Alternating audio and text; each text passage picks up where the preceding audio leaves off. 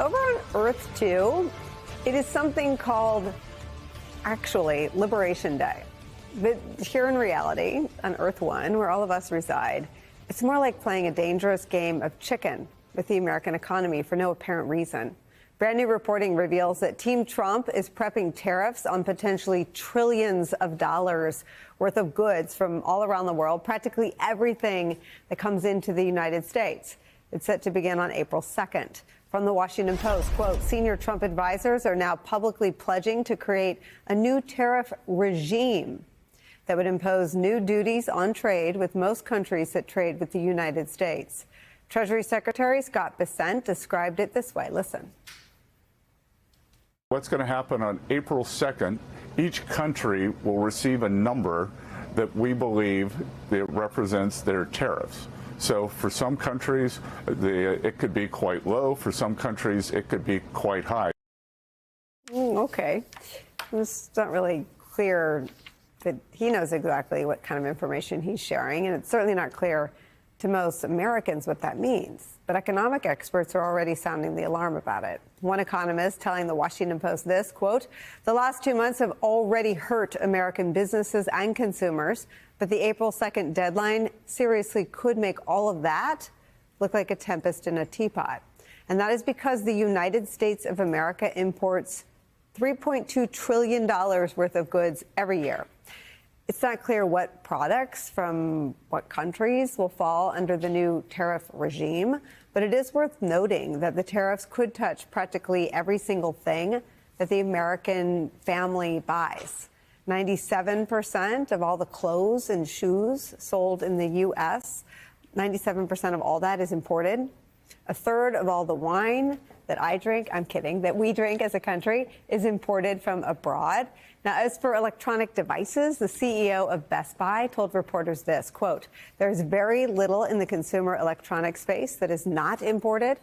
But according to Donald Trump, tariffs are good. April 2nd is a liberating day for our country. We're going to be getting back some of the wealth that very, very foolish presidents gave away because they had no clue what they were doing. And April 2nd, I would have made it April 1st, but you know what April 1st is? April Fool's Day.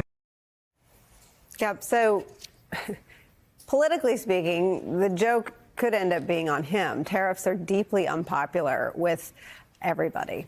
Certainly with all consumers, no partisan affiliation detected. 61% of Americans say they do not approve of Trump's handling of tariffs.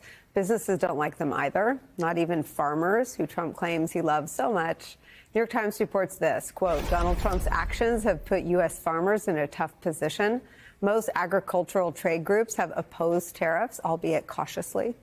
The groups believe that the tariffs will raise prices for farmers, exporters, and consumers, and that retaliatory tariffs, like those that China imposed on farm products like chicken, pork, and soybeans, will harm their industries. And as much as Trump claims to want to support American manufacturing, major U.S. firms hate tariffs, too. Once again, from the New York Times, quote, Boeing is the kind of manufacturer, one that exports billions of dollars of goods, that Trump says he wants to protect and nurture. But his tariffs could have the opposite effect on the company's suppliers. Trump has imposed a few tariffs so far, but he says more are coming in just a few weeks. Duties on aluminum and steel, two of the most important raw materials used in aircraft, are expected to raise manufacturing costs.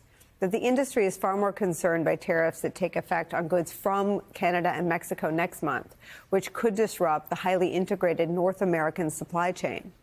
Whether the tariffs will actually go into effect, and if they do, on what scale they will be put on other countries, is, when it comes to Trump, always an open question, literally up to the moment when they are to be imposed. And that's given Team Trump's track record, again, just so far in the last 2 months on this issue, the on-again, off-again implementation of tariffs, the sudden reversals, the announcement by tweet that catches everyone by surprise. And that uncertainty in and of itself is also upsetting businesses. It's hard when you're managing any business to not really know what you're going to be able to do in a month, 3 months, 12 months. It impacts hiring, it impacts purchasing, contracts, that relationships that you have with suppliers. There is unfortunately a huge amount of uncertainty right now that is affecting boardrooms and investors. If this level of uncertainty persists, it's really damaging the confidence and therefore to business investment, M&A, et cetera. The uncertainty is what's killing us. The collective impacts in the short run is people are pausing, they're pulling back. Talking to CEOs throughout the economy, I hear the economy is weakening as we speak. The lights flashing red on the American economy thanks to Donald Trump's personal, seemingly arbitrary conduct. The tariff threats is where we start today. Anthony Scaramucci is here. He's a former Trump White House communications director, host of the Open Book podcast. Also joining us, former Republican Congressman, MSNBC political analyst David Jolly is here. And with me at the table, anchor and correspondent for Bloomberg News, David Gura is here. He's back. We never let you leave. Am I wrong that the instability is no longer about external events like COVID or things happening in other places? It is about the actions that Donald Trump is taking. By and large, yes. And this looming date of April 2nd is something that's on the minds, as you heard there, of many CEOs and investors. They're wondering what's going to happen here. And I think a really open question is what happens after April 2nd? So we'll have this broad array of tariffs if the president is to be believed on trillions of dollars with imports, if we agree with the reporting that we've seen there. What does that mean going forward? How does that policy stand to change? Will there be carve-outs like we saw during the first term? These are all unanswered questions. And then there's this issue of what effect is that going to have on the economy? So you laid out there what academicians say is likely to happen. We don't know how it's going to be in practice. And today we had the Federal Reserve announce it's going to keep interest rates where they are. And Jay Powell, the Fed chair, had to toe this line of noting the fact that short-term inflation expectations are up. He's confident that when you look at medium-term, longer-term ones, you're not seeing that yet. But he's having to look at the economy today, which he characterizes as largely healthy, and have to kind of guess his way through or think what might happen as a result of these policies. That's kind of emblematic of what we're seeing, yes, among central bank policymakers like him, but the heads of companies and regular folks as well. Anthony, why is he doing this?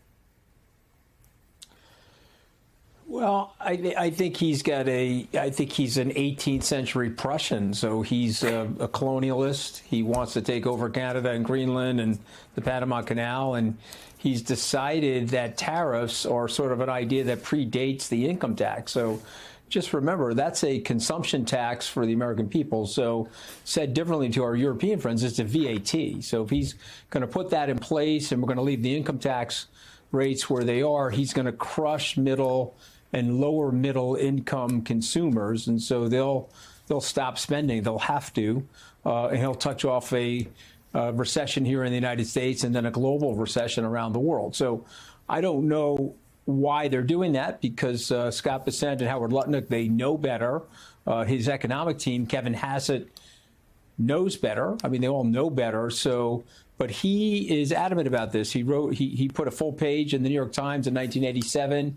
And he thinks we're living 50 or 60 years ago without the integration that you described in your opening monologue. So that's what he's doing. No one's going to push him back on it unless the stock market pushes him back on it. And we've had, we're down about 8 or 9% on the market right now. The Fed chair, we rallied today because the Fed chair is telling he's got to cut rates as a result of the turmoil in the market.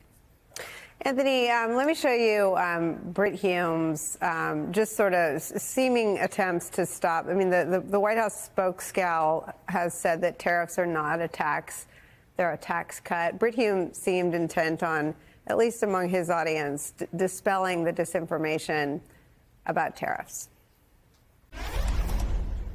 That's what tariffs are. They're taxes on goods that are being imported into this country or exported from it, and the tendency of tariffs in the short run, in particular, is to suppress economic activity, and of course, it also is to drive up prices, and that's how it suppresses economic activity. So it's something I think the administration has to worry about. Chances of higher prices, it seems to me, from tariffs is a legitimate concern.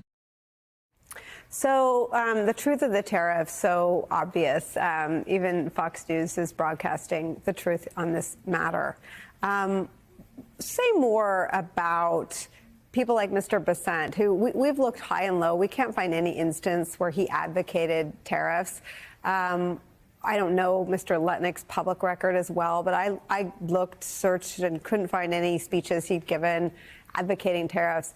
What makes people who are trusted in business come in and do things that they would never do to their own shareholders or their own businesses to the American people?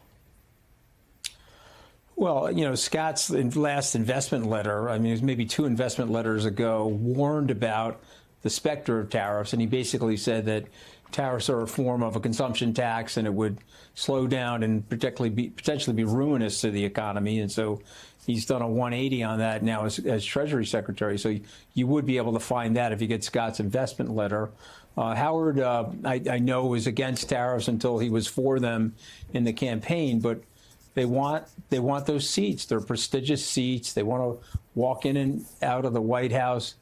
You know, Nicole, it doesn't reflect well on me, but I was there, okay? And I was, you know, I got thankfully fired after 11 days, but I made the decision to do something that was against the, you know, grain. It was against my instincts because my ego was talking to me and my pride. And so these guys have Potomac fever. You know what Potomac fever is because you worked in Washington. And one of the bad things about Potomac fever, Nicole, is that one of the symptoms is you don't know that you have Potomac fever when you have it. And so hopefully these guys will wake up from the fever and say, wow, this was a really big mistake for me and my family and a big mistake for my country. You know, the president's going to keep pushing because he has this idea that this is going to bring manufacturing back to the U.S., but that is a thought long ago. He'd be way better doing what, frankly, President Biden did, which is tax incentives and a fiscal program to reshore manufacturing, bring back chips, bring back other manufacturing centers without putting this burden on the American consumer.